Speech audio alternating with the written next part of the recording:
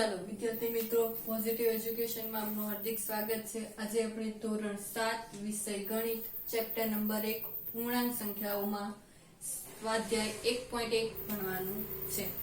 ગયા લેક્ચરમાં મેં તમને ચેપ્ટર 1 ની જે થિયરી ભણાવેલી હતી એમાં હવે 1.1 ના જે દાખલા આવે છે એના વિશે આગળ આપણે ભણવાનું છે। તો ચાલો આપણે ભણીએ।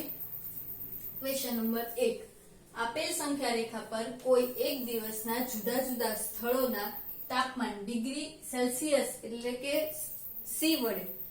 સેલ્સિયસ વડે દર્શાવેલ છે। સંખ્યા રેખા ઉપર કોઈ પણ એક દિવસના, આજે તમને નીચે સંખ્યા રેખા આપેલી છે એમાં કોઈ એક દિવસના અલગ અલગ સ્થળોના બધા ડિગ્રીમાં તાપમાન આપેલા છે। એ તાપમાનને આધારે તમારે નીચે એના સવાલ આપેલા છે અને એના જવાબ આપવાના છે। તો જો પહેલો સવાલ શું છે, તો કે સંખ્યા રેખાને જુઓ અને તેના પર દર્શાવેલ તાપમાન લખો। તો ચલો આપણે પહેલા ક્વેશ્ચન નો આન્સર લખીએ। આન્સર નંબર એ શું છે, તો કે સંખ્યા રેખાને જુઓ અને તેના પર દર્શાવેલ તાપમાન લખો। તો સંખ્યા રેખાને જોવાની છે અને એની અંદર જે કઈ સ્થળ આપેલા છે એ સ્થળ અને એના તાપમાનની માહિતી લખવાની છે। તો આપણે એક કોષ્ટક બનાવી દઈએ। તો પહેલા કોષ્ટક અહીંયા લખી દો કે સંખ્યા રેખાને આધારે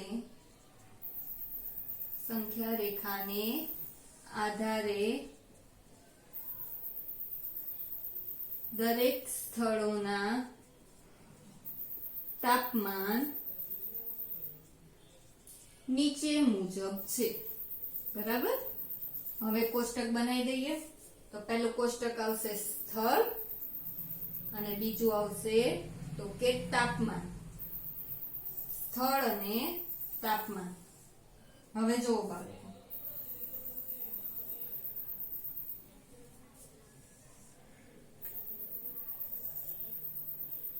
ચાલો આપણું પહેલું સ્થળ કયું છે, તો સ્થળના નામ લખી દો। તો કે લાહોલ સ્પીતિ, બરાબર। પછી બીજું સ્થળ છે શ્રીનગર, તો લખી દો। ત્રીજું સ્થળ છે શિમલા, તો શિમલા લખો। ચોથું સ્થળ છે ઉટી, તો ઉટી। અને પાંચમું છે બેંગલુરુ।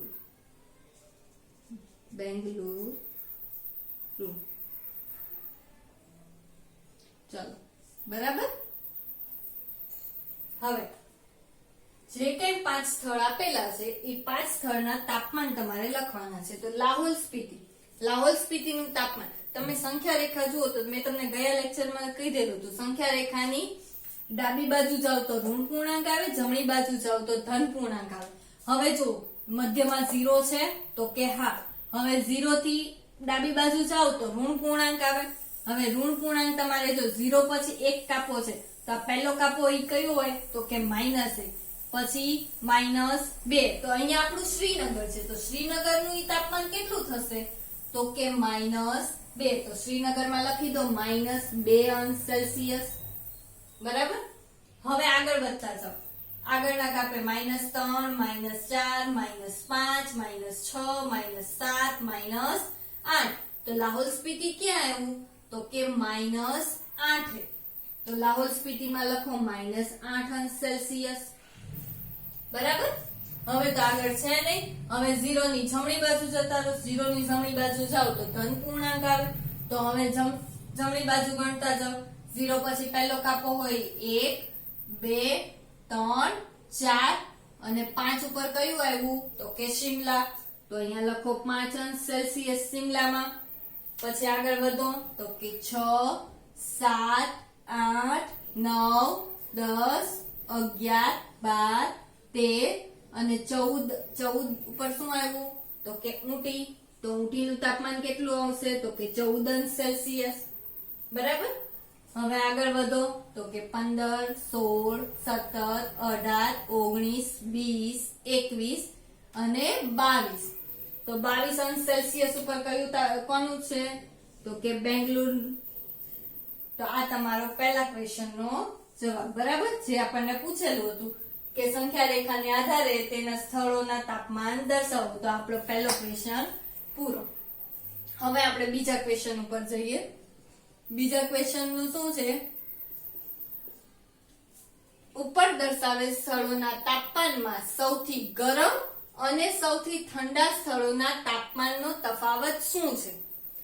સૌથી ગરમ સ્થળ કોને કહેવાય? તો પહેલા તો તમારે એ સમજવું પડશે કે સૌથી ગરમ અને સૌથી ઠંડુ, તો તાપમાનમાં જેમ જેમ વધારો થતો જાય એ જેમ જેમ તાપમાનમાં વધે એમ એ ગરમ થતું જાય અને જેમ જેમ તાપમાન ઘટે એમ ઠંડુ થતું જાય. તો અહીંયા જુઓ સૌથી ગરમ સ્થળ કયું? તો તાપમાનમાં વધારો થતો જાય છે. અહીંયા શિમલામાં 5 હતું, ઊટીમાં 14 આવ્યું, બેંગ્લોરમાં 22 આવ્યું. તો સૌથી ગરમ સ્થળ કયું છે?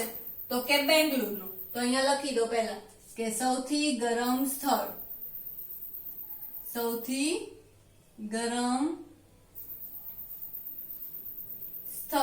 કયું છે? બેંગ્લોર. એનું તાપમાન તો કે 22°C. બરાબર. હવે સૌથી ઠંડુ, જેમ જેમ તાપમાન નીચું થતું જાય, જેમ -2 છે શ્રીનગરમાં, હવે તાપમાનમાં ઘટાડો થતો જાય છે. તમે ઋણમાં જેમ આગળ વધો એમ એ નાના થતા જાય. તો એ જ રીતે તાપમાનમાં ઘટાડો થતો જાય. તો સૌથી ઓછું તાપમાન કોનું છે? તો કે લાહોલ સ્પીતિનું. તો અહીંયા લખી દો સૌથી ઠંડો પ્રદેશ કયો છે? સ્થળ. સૌથી ઠંડુ સ્થળ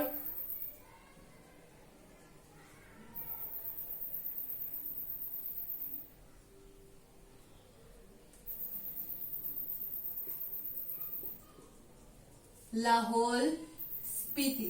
તો એનું તાપમાન કેટલું છે? તો કે -8°C. બરાબર.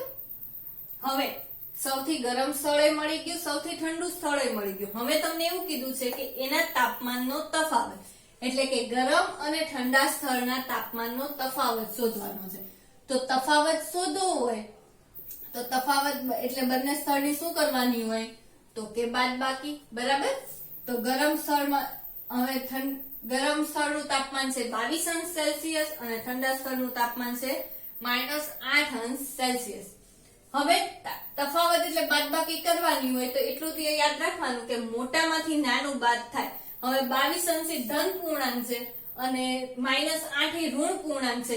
તો 22 માંથી 8 બાદ થશે ને, તો અહીંયા આપણું આવી રીતે થશે 22°C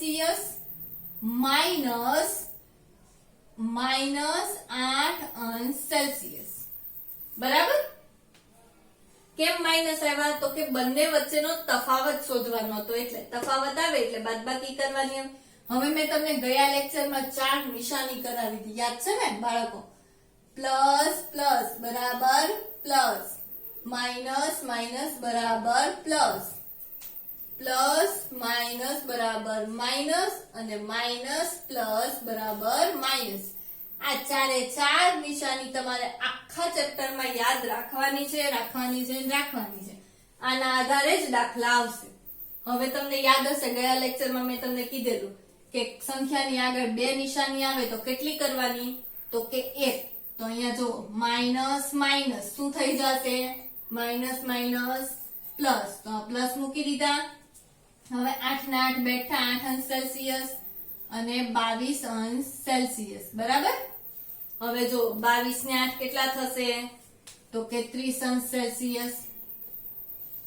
બરાબર. હવે આ આપણા દાખલાનો જવાબ આવી ગયો કે સૌથી ગરમ અને સૌથી ઠંડા સ્થળના તાપમાનનો તફાવત કેટલો છે? તો કે 30°C છે.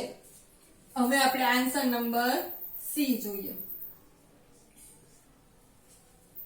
લાહોલ સ્પીતિ અને શ્રીનગરના તાપમાનમાં શું તફાવત છે? તો સેમ આની જેવો જ દાખલો અહીંયા આપણને બંને સ્થળના નામ આપી દીધા છે, લાહોલ સ્પીતિ અને શ્રીનગર. તો આ કોષ્ટકને આધારે જો લાહોલ સ્પીતિનું તાપમાન શું છે? લાહોલ સ્પીતિનું તાપમાન તો કે -8°C. બરાબર. અને શ્રીનગરનું તાપમાન શું છે? તો કે -2°C. શ્રીનગરનું તાપમાન -2°C. હવે તમને બંને સ્થળોના તાપમાનનો શું કીધો છે? તો કે તફાવત. તો અહીંયા તફાવત માટે શું આવશે? બાદબાકી આવશે ને. બરાબર. તફાવત માટે બાદબાકી આવે તો હવે મેં તમને કીધું હતું કે શેમાંથી બાદ કરવાનું હોય, મોટામાંથી નાનાને બાદ કરવાનું હોય. તો અહીંયા તમે જુઓ તો બંને પૂર્ણાંક કેવા છે, ઋણ છે. તો સૌથી વધારે ઠંડુ તાપમાન કોનું હશે સૌથી વધારે, તો કે -8 અંશ સેલ્સિયસ થાય. અને શ્રીનગરનું તાપમાન ઓછું કહેવાય. જેમ ઋણ પૂર્ણાંક આગળ જતા જાય એમ મોટા થતા જાય, અને ઋણ પૂર્ણાંક જેમ આગળ જાય તેમ નાના થતા જાય છે. તો અહીંયા જો શ્રીનગરનું તાપમાન કેટલું છે, તો કે -2 અંશ સેલ્સિયસ. બરાબર. હવે તફાવત કીધો છે એટલે માઇનસ તો આવવાના જ તે. અને એ સિવાય લાહોલ સ્પીતિનું તાપમાન કેટલું છે, તો કે -8 અંશ સેલ્સિયસ. હવે જો બંને એક પૂર્ણાંકની આગળ 2 નિશાની આવી તો 2 માંથી 1 કરવાની, તો માઇનસ માઇનસ કેટલા થઈ જાય, તો કે પ્લસ. અને પાછળના 8 અંશ સેલ્સિયસ એમના બેઠા રહેશે. અને આગળ -2 અંશ સેલ્સિયસ તો છે જ તે ઓલરેડી આપણી પાસે. હવે આ દાખલો મેં તમને ગયા લેક્ચરમાં કરાવેલો, ખાલી સંખ્યા ફરી દાખલો તો આવો આવેલો જ હતો. તો જો એક પૂર્ણાંક માઇનસ છે, એક પૂર્ણાંક પ્લસ છે. તો માઇનસ પ્લસ શું થશે, તો કે માઇનસ. એટલે સંખ્યાની બાદબાકી કરવાની. તો 8 માંથી 2 જશે કેટલા વધશે, તો કે 6 અંશ સેલ્સિયસ. બરાબર. અને લાસ્ટ નો પોઈન્ટ આપણો શું આવશે કે મોટી સંખ્યાની નિશાની, મોટા કોણ છે, તો કે 8. તો આપણો જવાબ શેમાં આવશે, પ્લસમાં આવશે. બરાબર. હવે આપણે જોઈએ આન્સર નંબર 4. ચલો, શું આપણે કહી શકીએ કે શ્રીનગર અને શિમલાનું સંયુક્ત તાપમાન એટલે કે બંનેના તાપમાનનો સરવાળો કરવાનો છે. શ્રીનગર અને શિમલાનું સંયુક્ત તાપમાન. તો આની જેવો જ દાખલો આવશે. તો આમાં કઈ ફરક નથી, અહીંયા તફાવત હતો, અહીંયા આપણે સરવાળો કરવાનો છે. તો આપણે આગળ જોઈએ. ચલો, પહેલા શ્રીનગરનું તાપમાન લખો. શ્રીનગરનું તાપમાન કેટલું, તો અહીંયા કોષ્ટકમાં જુઓ તો કે -2 અંશ સેલ્સિયસ. બરાબર. અને શિમલાનું તાપમાન કેટલું છે, કોષ્ટકમાં શિમલાનું તાપમાન તો કે 5 અંશ સેલ્સિયસ. બરાબર. હવે આપણને એવું કીધું છે કે બંનેનું સંયુક્ત તાપમાન એટલે મેં તમને કીધું એમ સરવાળો કરવાનો. તો બંનેનું સંયુક્ત તાપમાન માટે તો સરવાળો કરવાનો હોય તો વચ્ચે શેની નિશાની મૂકી દેવાની, સરવાળાની. તો -2 અંશ સેલ્સિયસ પ્લસ 5 અંશ સેલ્સિયસ. બરાબર. શ્રીનગરનું -2, શિમલાનું 5 અને સંયુક્ત એટલે વચ્ચે સરવાળાની નિશાની મૂકી દીધી. હવે આગળ દાખલો જો, તો માઇનસ પ્લસ. તો જો માઇનસ પ્લસ માઇનસ એટલે સંખ્યાની બાદબાકી કરવાની. 5 માંથી 2 ને બાદ કરો તો કેટલા વધે, તો કે 3 અંશ સેલ્સિયસ. બરાબર. હવે 3 અંશ સેલ્સિયસ વધ્યા અને લાસ્ટ નો પોઈન્ટ કે મોટી સંખ્યાની નિશાની. તો -2 મોટા કે 5 મોટા, તો કે 5 મોટા. તો આપણી જવાબ પ્લસ માં જ આવશે. તો આ આપણો સંયુક્ત તાપમાન મળી ગયું. હવે આપણને આગળ હજી એક ક્વેશ્ચન પૂછેલો છે, ધ્યાનથી જોજો. શ્રીનગર અને શિમલાનું સંયુક્ત તાપમાન. અહીંયા સુધી એક ક્વેશ્ચન હતો, સંયુક્ત તાપમાન એ આપણને મળી ગયું. હવે આગળ એવું પૂછ્યું છે કે શિમલાના તાપમાન કરતા પણ ઓછું છે. એટલે કે બંનેનું જે સંયુક્ત તાપમાન મળ્યું એ શિમલાના તાપમાન કરતા ઓછું છે કે નહીં એ આપણે સરખામણી કરવાની છે. તો તમે જો સંયુક્ત તાપમાન આપણું કેટલું છે, તો કે 3 અંશ સેલ્સિયસ. અને શિમલાનું તાપમાન કેટલું છે, તો કે 5 અંશ સેલ્સિયસ. તો અહીંયા જો શિમલાનું તાપમાન શિમલા અને શ્રીનગરનું સંયુક્ત તાપમાન આપણે ડાયરેક્ટ લખી દઈએ, સંયુક્ત તાપમાન અને શિમલાનું તાપમાન. બરાબર. હવે સંયુક્ત તાપમાન કેટલું છે, તો કે 3 અંશ સેલ્સિયસ. અને શિમલાનું તાપમાન કેટલું છે, તો કે 5 અંશ સેલ્સિયસ. હવે સરખામણી કરવામાં યાદ છે ને આપણે લેસ ધેન ગ્રેટર ધેન મૂકતા જઈએ. તો જે બાજુ સંખ્યા મોટી હોય એ બાજુ મોઢું ખુલ્લું કરી દેવાનું. તો 3 અને 5 માં મોટું કોણ, તો કે 5. તો આપણી નિશાની આમ આવશે. બરાબર. આ આપણો પહેલો સવાલ હતો. કે શ્રીનગર અને શિમલાનું સંયુક્ત તાપમાન શિમલાના તાપમાન કરતા પણ ઓછું છે. બરાબર, તો ઓછું જ છે ને સંયુક્ત તાપમાન શિમલાના તાપમાન કરતા. હવે આગળ હજી એક સવાલ આપણને પૂછેલો છે કે શું તે શ્રીનગરના તાપમાન કરતા પણ ઓછું છે? તો સંયુક્ત તાપમાન અને શ્રીનગરના તાપમાનની સરખામણી કરવાની. તો અહીંયા જોઈ લો, સંયુક્ત તાપમાન અને શ્રીનગરનું તાપમાન. બરાબર,